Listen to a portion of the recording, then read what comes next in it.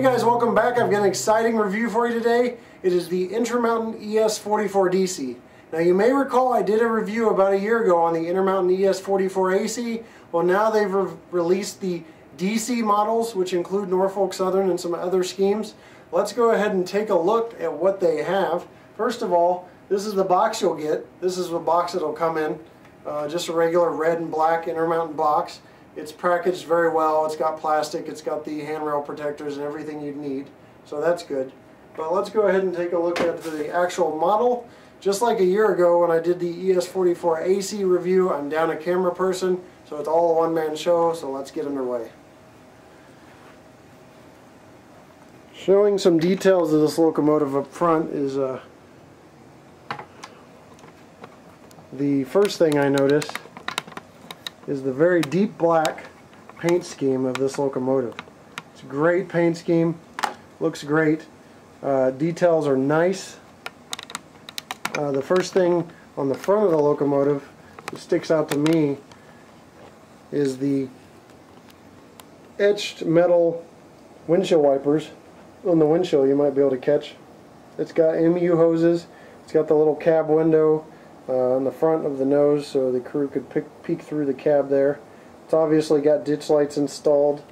I've looked at all the lettering under magnification. It's all crisp, clear, legible, looks great. You can see the see-through fans, or the see-through vents behind the cab here. Speaking of the cab, the windows aren't tinted, but you got a nice sunshade, nice cab. The cab number is nice and clear. The ES40DC under it is nice and legible. Now, the box says ES44DC, but for Norfolk Southern, these are ES40DCs. The only difference is that means 44DC has 4,400 horsepower, and these Norfolk Southerns are ES40DCs, which have 4,000 horsepower. Handrails are nice. Intermountain's done a wonderful job of finding a happy medium with the handrails. They're not too thin and brittle, not too thick and non-prototypical. They are nice and durable, yet prototypical, which is what all of us modelers want in handrails. But sometimes companies struggle with being able to do that. Intermountain has knocked it out of the park. As we come around the rear, you see that it has ditch lights. Ditch lights on the rear does cause a compromise that I'll talk about later. You've got couplers, metal couplers with spring-loaded mechanisms on front and back, so they didn't cheap out on the couplers. Did a nice job. The handrails are for the stairs are painted yellow for the safety of the crew. Speaking of safety of the crew on the prototype, on the walkways and on the top, you've got this anti-skid texture. You can probably really see it over there by the cab roof.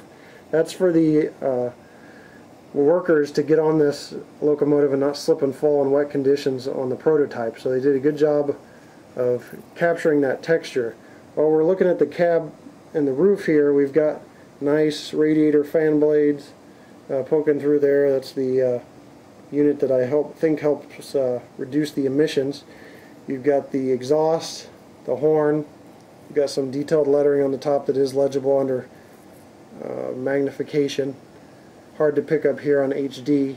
And you've got the satellite unit and the air conditioning unit with a line running from the air conditioning unit down into the cab, which is awesome. Very prototypical as well. So good job on all the details. Intermountain's done an excellent job. Let's go ahead and take a look at those ditch lights and the compromise we have to make on those ditch lights. The problem with the ditch lights is the functions of the decoder can only support so many things, and Intermountain heard the voice of the customer, and customers were requesting that the ditch lights be on the front and rear like the prototype. So Intermountain heard them out and did that, but they could not have enough functions to have the ditch lights flash. So what you have straight out of the box is the ditch lights flash together with the horn. There's a fix for this. You take settings, you take CVs 52 and 54 and you set them to 128 data value, and that will make the ditch lights stay on steadily. Now for you prototypical modelers out there, I'll tell you there are ES44 or ES40DC units from Norfolk Southern out there on the rails that the ditch lights don't flash, so I wouldn't get too hung up about it, but that's up to you. So with that said, let's go ahead and fire up this locomotive simply by applying track power. You'll hear the startup sequence, it's going to get loud, and we'll talk about some of the other features, including, before I do fire it up, I'll tell you that one difference between the ES44ACs they put out and this ES44DC is the headlights are way brighter, way better. They're a nice bright white LED. They've done a great job. And it's going to be kind of hard to catch on this video, but I'll try to show it to you.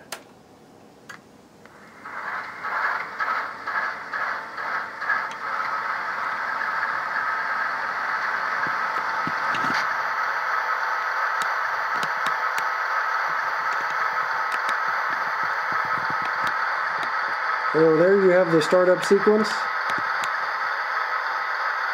and that is all it is starting up by applying track power. Let's go ahead and get some lights going. F0 turns on the main headlight, F6 turns on the number board lights, and then the ditch lights. Like I said, it's kind of hard to catch in this video, but you do have a nice brilliant white ditch light and headlight here.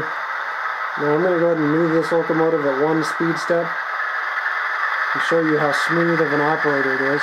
It's 1 speed step on my Msrp Prodigy Advanced Squared, and it's just running smoothly, and it's just a great runner when it comes to lower speed steps and even the higher speed steps. It really can pick up some momentum and get going.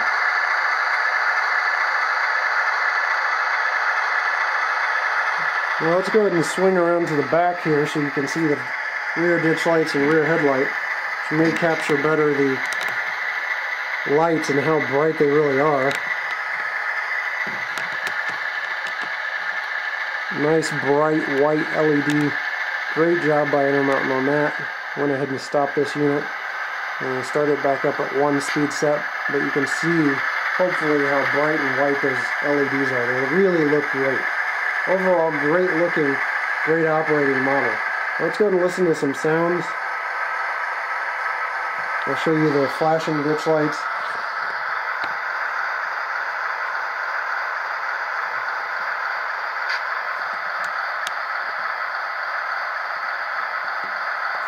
Sorry, I hit a button on my decoder here.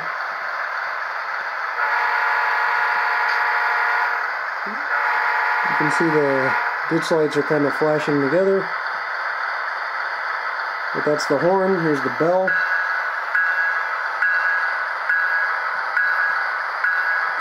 One thing I will say about the bell is the manufacturer has done a great job with the bell, because some manufacturers of sound decoders put the bell way too fast, or it's not crisp, or it's way too slow. This is a good paced bell, sounds crisp, cuts off at each ring.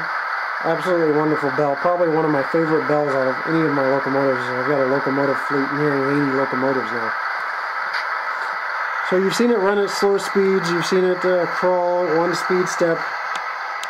Let's take a look at its pulling capability here. I'm going to hook it up to a consist of 35 freight cars, and we'll see how well it pulls.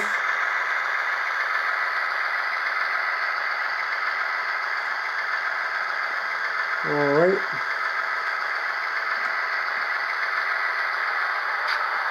And this Kansas City Southern hopper does not want to be part of a Norfolk Southern lash-up, because every time I've played with this, it does not want to hook up. Alright, so let's go ahead and get going here with 35 cars. Keep in mind my layout is flat, and also these 35 cars do have some heavier cars, like the Atlas Centerflow hoppers are pretty heavy cars. And I've got Walters Auto Racks, which are fairly heavy cars. So 35 cars for this locomotive is pretty good. I have been able to pull up to 40. However, it starts to wheel slip at times on my flat layout. So I would stick with 35 to 38 if you're really looking for a number of how many cars this locomotive can pull without wheel slipping. Well guys, that is about it for my review. of the Intermountain ES44DCs, or in this case the ES40DC. Thanks for watching. Look forward to more reviews from me. I'd like to thank Intermountain for an absolute quality product. I'd like to tell you guys, if you're looking for these, MSRP is $259.95, and they are flying off the shelves everywhere. They're already almost impossible to find, and they just came out. So I would look for these, and if you see one and you want it, buy it. MSRP $259.95 for the sound units. They've also got the non-sound units available, so for those of you who don't want sound or just want straight DC, they've got that available too. Thanks for watching, and we'll see you next time here. Take care.